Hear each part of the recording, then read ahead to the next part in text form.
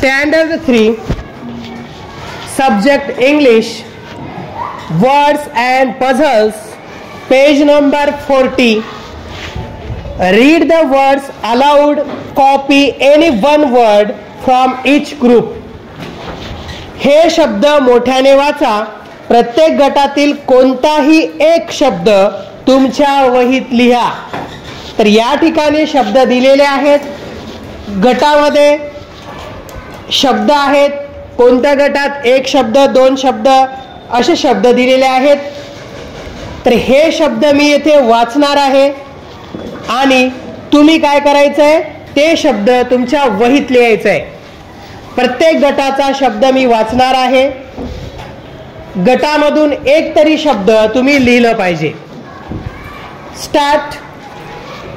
Bag, tag, let, net, get, set, get, let, date, cake, take, make, back, pack, quack, car, jar, far, jeep, keep, SIP,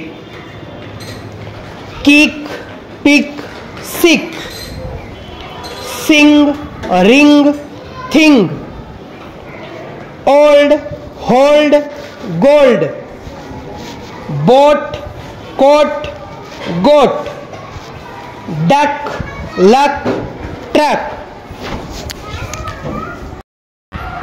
तर अशा पद्धतीनं तुम्ही शब्द लिहिलेले आहेत. To look at the pictures and complete the words. चित्रे पहा आणि शब्द पूर्ण करा. तर या ठिकाणी पझल्स दिलेले आहेत तुम्हाला, कोडे. तर चित्र पाहायचं आणि शब्द पूर्ण करायचे. तर पहिल्या चित्रामध्ये रांग दिसत आहे. तर याला आपण क्यू म्हणतो.